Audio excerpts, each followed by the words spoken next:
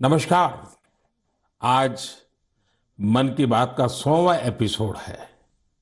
मुझे आप सबकी हजारों चिट्ठियां मिली हैं, लाखों संदेश मिले हैं और मैंने कोशिश की है कि ज्यादा से ज्यादा चिट्ठियों को पढ़ पाऊं, देख पाऊं, संदेशों को जरा समझने की कोशिश करूं। आपके पत्र पढ़ते हुए कई बार मैं भावुक हुआ, भावनाओं से भर गया, भावनाओं में बह गया और खुद को फिर संभाल भी लिया।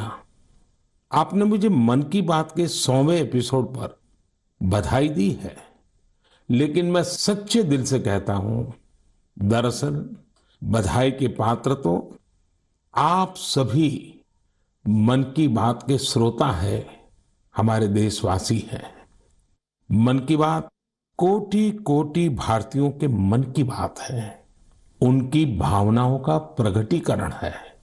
साथियों, 3 अक्टूबर 2014 विजयादशमी का वो पर्व था और हम सब ने मिलकर विजयादशमी के दिन मन की बात की यात्रा शुरू की थी। विजयादशमी यानी बुराई पर अच्छाई की जीत का पर्व। मन की बात भी देशवासियों की अच्छाइयों का, सकारात्मकता का एक अनोखा पर्व बन गया है।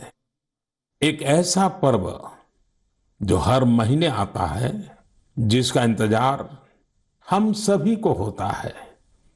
हम इसमें पॉजिटिविटी को सेलिब्रेट करते हैं, हम इसमें पीपल्स पार्टिसिपेशन को भी सेलिब्रेट करते हैं। कई बार यकीन नहीं होता कि मन की बात को इतने महीने और इतने साल गुजर गए। हर एपिसोड अपने आप में खास रहा। हर बार नए उदाहरणों की नवीनता, हर बार देशवासियों की नई सफलताओं का विस्तार। मन की बात में पूरे देश के कोने कोने से लोग जुड़े, हर आयु वर्ग के लोग जुड़े। बेटी बचाओ बेटी पढ़ाओ की बात हो, स्वच्छ भारत आंदोलन हो, खादी के प्रति प्रेम हो या प्रकृति की बात, आजादी का अमृत महोत्सव हो या फिर अमृत सरोवर की बात। मन की बात जिस विषय से जुड़ा वो जन आंदोलन बन गया और आप लोगों ने बना दिया। जब मैंने तत्कालीन अमेरिकी राष्ट्रपति बराक ओबामा के साथ साझा मन की बात की थी, तो इसकी चर्चा पूरे विश्व में हुई थी। साथियों, मन की बात मेरे लिए तो दूसरों के गुणों की पूजा करने की तरह ही रहा है।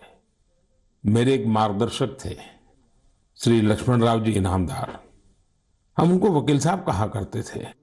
वो हमेशा कहते थे कि हमें दूसरों के गुणों की पूजा करनी चाहिए। सामने कोई भी हो, आपके साथ का हो, आपका विरोधी हो, हमें उसके अच्छे गुणों को जानने का, उनसे सीखने का प्रयास करना चाहिए। उनकी इस बात ने मुझे हमेशा प्रेरणा दी है। मन की बात दूसरों के गुणों से सीखने का बहुत बड़ा माध्यम बन गई है। मेरे प्यारे देशवासियों, इस कार्यक्रम ने मुझे कभी भी आपसे दूर नहीं होने दिया। मुझे याद है, जब मैं गुजरात का मुख्यमंत्री था तो वहां सामान्य जन से मिलना जुलना स्वाभाविक रूप से हो ही जाता था। मुख्यमंत्री का कामकाज और कार्यकाल ऐसा ही होता है, मिलने जुलने के अवसर बहुत मिलते रहते हैं। लेकिन 2014 में दिल्ली आने के बाद मैंने पाया कि यहां का जीवन तो बहुत ही अलग है।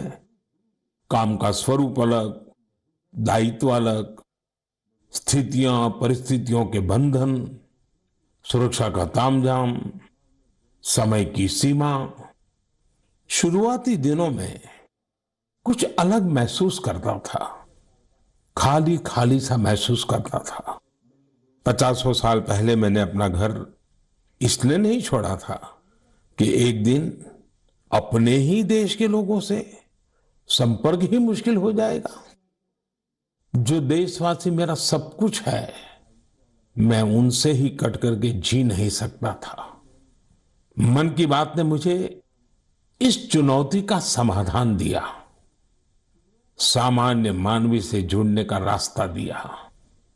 पदभार और प्रोटोकॉल व्यवस्था तक ही सीमित रहा और जनभाव कोटि कोटि जनों के साथ मेरे भाव विश्व का अटूट अंग बन गया। हर महीने मैं देश के लोगों के हजारों संदेशों को पढ़ता हूं। हर महीने में देशवासियों के एक से एक अद्भुत स्वरूप के दर्शन करता हूं। मैं देशवासियों के तप त्याग की पराकाष्ठा को देखता हूं, महसूस करता हूं। मुझे लगता ही नहीं है कि मैं आपसे थोड़ा भी दूर हूं। मेरे लिए मन की बात ये एक कार्यक्रम नहीं है। मेरे लिए एक आस्था, पूजा, व्रत है।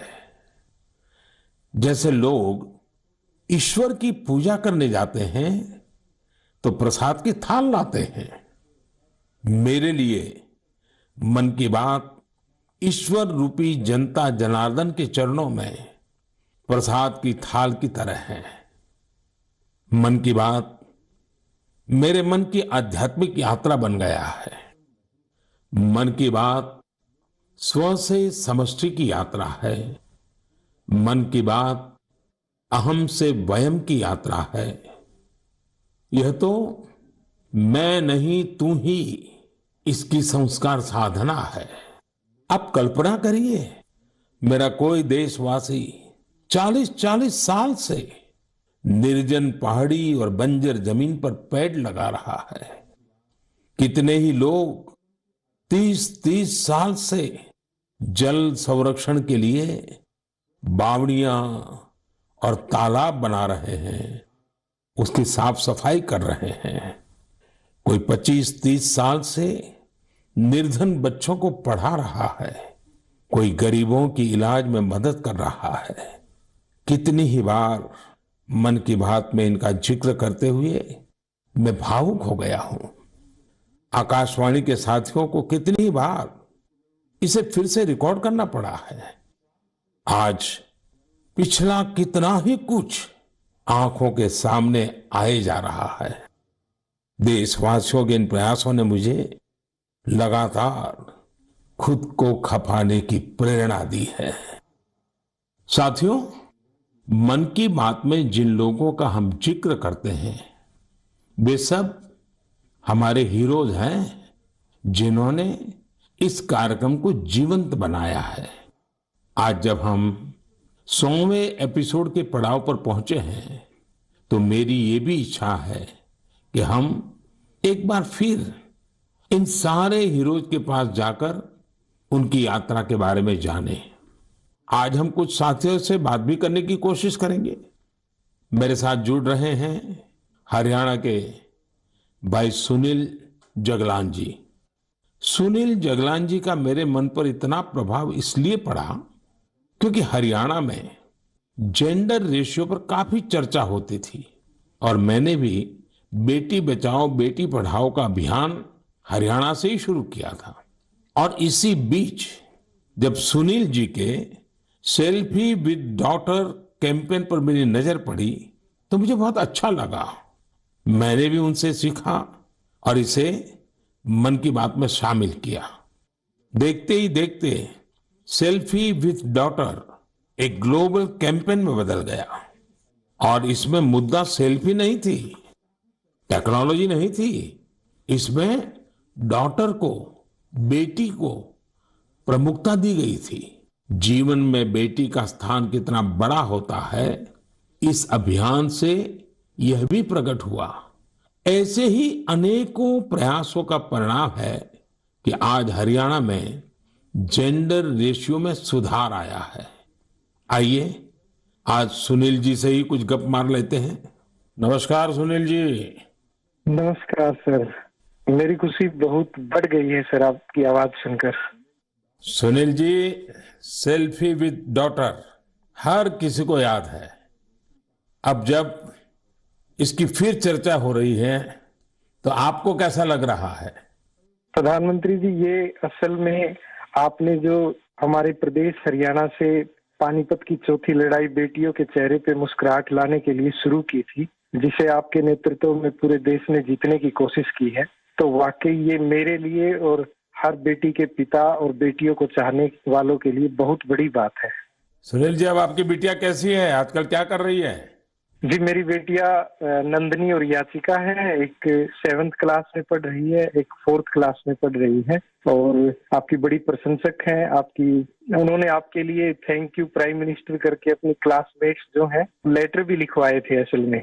वाह वाह वाह वाह अच्छा, बिटिया को आप मेरा और मन की बात के श्रोताओं का खूब सारा आशीर्वाद दीजिए।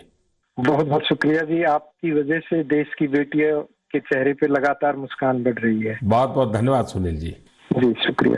साथियों, मुझे इस बात का बहुत संतोष है कि मन की बात में हमने देश की नारी शक्ति की सैकड़ों प्रेरणादायी गाथाओं का जिक्र किया है। चाहे हमारी सेना हो या फिर खेल जगत हो, मैंने जब भी महिलाओं की उपलब्धियों पर बात की है उसकी खूब प्रशंसा हुई है। जैसे हमने छत्तीसगढ़ के देउर गांव की महिलाओं की चर्चा की थी। ये महिलाएं स्वयं सहायता समूहों के जरिए गांव के चौराहों, सड़कों और मंदिरों की सफाई के लिए अभियान चलाती हैं।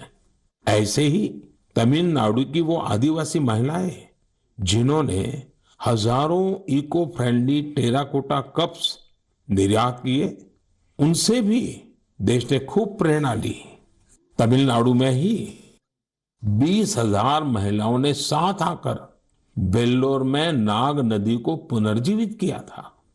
ऐसे कितने ही अभियानों को हमारी नारी शक्ति ने नेतृत्व दिया है और मन की बात उनके प्रयासों को सामने लाने का मंच बना है। साथियों, अब हमारे साथ फोन लाइन पर एक और सज्जन मौजूद है। इनका नाम है मंजूर अहमद। मन की बात में जम्मू कश्मीर की पेंसिल स्लेट्स के बारे में बताते हुए मंजूर अहमद जी का जिक्र हुआ था। मंजूर जी, कैसे हैं आप? थैंक यू सर, बड़े अच्छे से है सर। मन की बात के इस 100वें एपिसोड में आपसे बात करके मुझे बहुत अच्छा लग रहा है। Thank you sir. अच्छा, ये पेंसिल स्लेट्स वाला काम कैसा चल रहा है? बहुत अच्छे से चल रहे हैं सर, बहुत अच्छे से। जब से सर आपने हमारी बात मन की बात में कही सर, तब से बहुत काम बढ़ गया सर, और दूसरों को भी रोजगार यहाँ बहुत बड़ा है इस काम में। कितने लोगों को अब रोजगार मिलता होगा? अभी मेरे पास 200 प्लस है। अरे वाह मुझे बहुत खुशी हुई। जी सर, जी सर। अभी 1-2 महीने में अभी मैं इसको एक्सपांड कर रहा हूँ कि और 200 लोगों को रोजगार बढ़ जाएगा सर। वाह वाह वाह।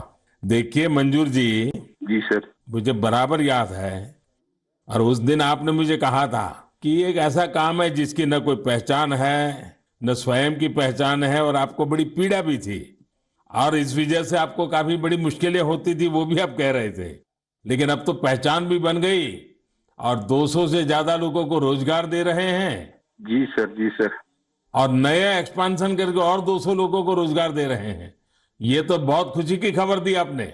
एवं सर, यहाँ पे जो फार्मर है सर, उनका भी बहुत बड़ा इसमें फायदा मिला सर। तब से 2000 का ट्री बेचते थे, अभी वही ट्री 5000 तक पहुंच गया सर। इतनी डिमांड बढ़ गई सर इसमें तब से, और अपनी पहचान भी बन गई। इसमें बहुत से आर्डर है अपने पास सर। अभी मैं आगे 1-2 महीने में और एक्सपेंड करके और 200-250 2-4 गाँव में जितने भी लड़के लड़की हैं इसमें एडजस्ट हो सकता है, उनका भी रोजी रोटी चल सकता है सर। देखिए मंजूर जी, वोकल फॉर लोकल की ताकत कितनी जबरदस्त है, आपने धरती पर उतार के दिखा दिया है। जी सर, जी सर। मेरी तरफ से आपको और गांव के सभी किसानों को और आपके साथ काम कर रहे हैं सभी साथियों को भी मेरी तरफ से बहुत बहुत शुभकामनाएं। धन्यवाद भैया। धन्यवाद सर। साथियों, हमारे देश में ऐसे कितने ही प्रतिभाशाली लोग हैं जो अपनी मेहनत के बलबूते ही सफलता के शिखर तक पहुंचे हैं। मुझे याद है विशाखापट्टनम के वेंकट मुरली प्रसाद जी ने एक आत्मनिर्भर भारत चार्ट शेयर किया था। उन्होंने बताया था कि वो कैसे ज्यादा से ज्यादा भारतीय प्रोडक्ट्स ही इस्तेमाल करेंगे। जब बेतिया के प्रमोद जी ने एलईडी बल्ब बनाने की छोटी यूनिट लगाई, या गढ़ मुक्तेश्वर के संतोष जी ने मैट्स बनाने का काम किया, मन की बात ही उनके उत्पादों को सबके सामने लाने का माध्यम बना। हमने मेक इन इंडिया के अनेक उदाहरणों से लेकर स्पेस स्टार्टअप्स तक की चर्चा मन की बात में की है। साथियों, आपको याद होगा, कुछ एपिसोड पहले मैंने मणिपुर की बहन विजय शांति देवी जी का भी जिक्र किया था। विजय शांति जी कमल के रेशों से कपड़े बनाती हैं। मन की बात में उनके इस अनोखे इको फ्रेंडली आइडिया की बात हुई तो उनका काम और पॉपुलर हो गया। आज विजय शांति जी फोन पर हमारे साथ हैं। नमस्ते Vijay Shanti ji, how are you? Sir, I am fine. And how is your work going on? Sir, I still working along with my 30 women. In such a short period, you have reached 30% team. Yes, sir. This year also more expand with 100 women in my area. So your target is 100 women. Yeah, 100 women. And now people are familiar with this lotus stem fiber? Yes, sir. Everyone know from Man Ki Baat program all over India. So now it's very popular. Yes, sir. From Prime Minister Man Ki Baat program, everyone knows about the lotus fiber. So now you got the market also. Yes, sir. I have got a market from USA also. They want to buy in bulk in large quantities. But I want to give from this year to send the US also. So now you are exporter. Yes, sir. From this year, I export our product made in India, lotus fiber. So when I say vocal for local and now local for global. Yes, sir. I want to reach my product all over the globe of our world. So congratulations and wish you best luck. Thank you, sir. Thank you. Thank you, Vijaya Shanti. Thank you, sir. साथियों, मन की बात की एक और विशेषता रही है। मन की बात के जरिए कितने ही जन आंदोलन ने जन्म भी लिया है और गति भी पकड़ी है। जैसे हमारे खिलौने, हमारी टॉय इंडस्ट्री को फिर से स्थापित करने का मिशन मन की बात से ही तो शुरू हुआ था। भारतीय नस्ल के श्वान, हमारे देशी डॉग्स, उसको लेकर जागरूकता बढ़ाने की शुरुआत भी तो मन की बात से ही की थी। हमने एक और मुहिम शुरू की थी कि हम गरीब छोटे दुकानदारों से मोलभाव नहीं करेंगे, झगड़ा नहीं करेंगे।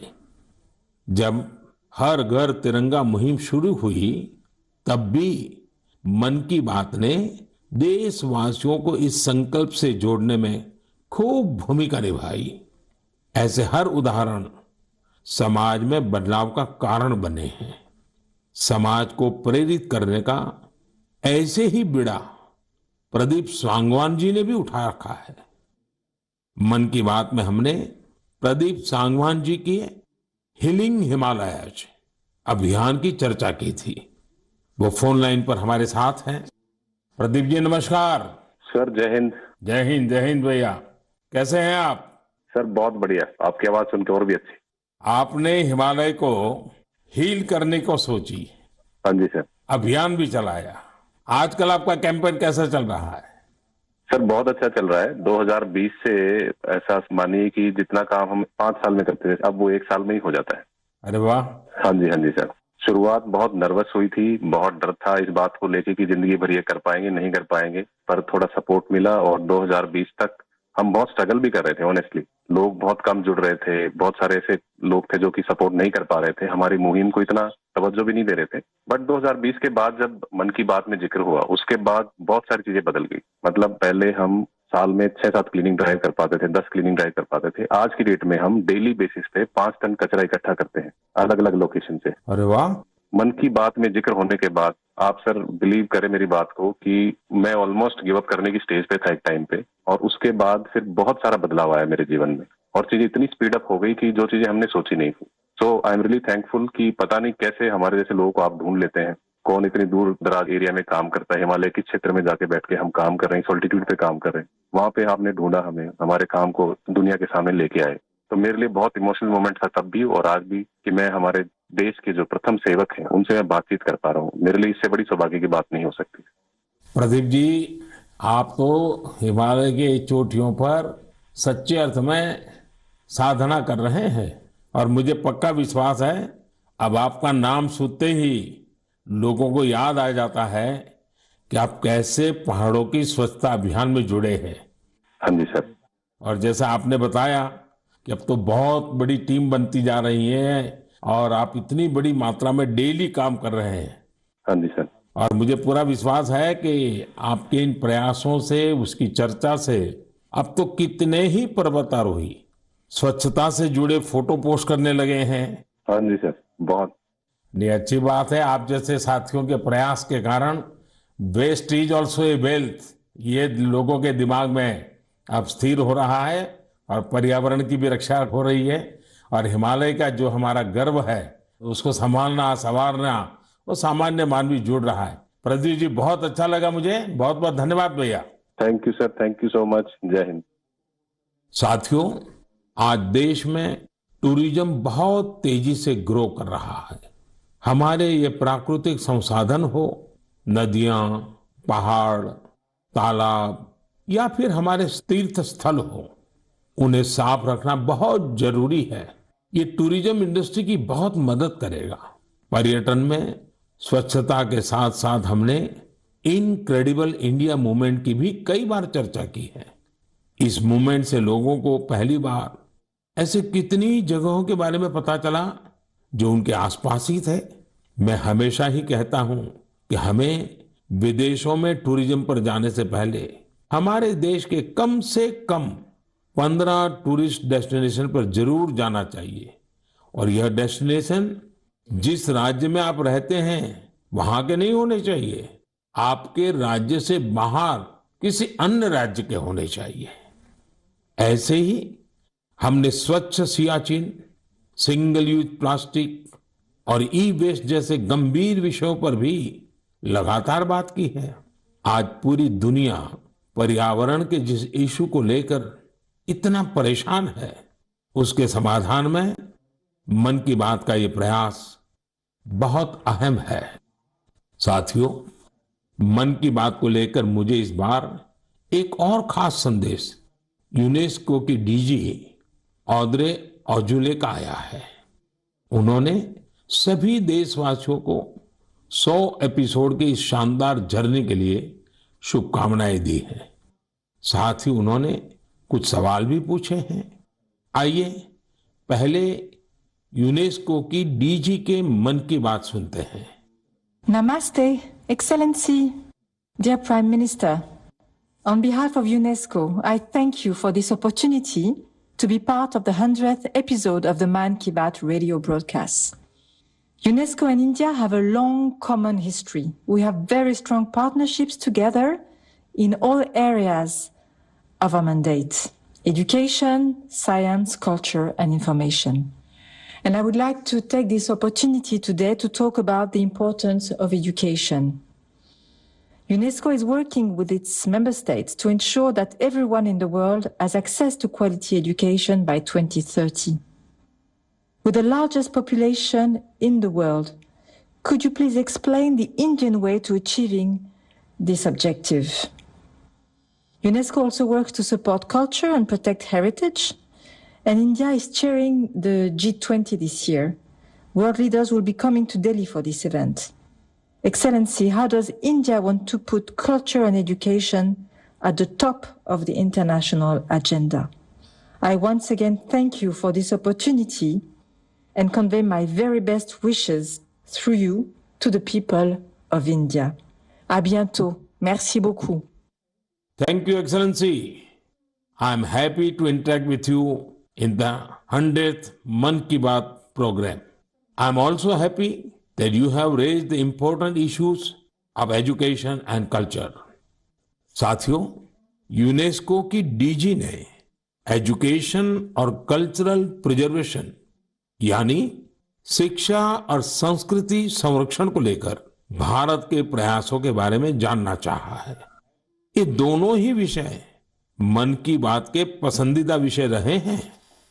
बात शिक्षा की हो या संस्कृति की, उसके संरक्षण की बात हो या संवर्धन की, भारत की यह प्राचीन परंपरा रही है। इस दिशा में आज देश जो काम कर रहा है वो वाकई बहुत सराहनीय है।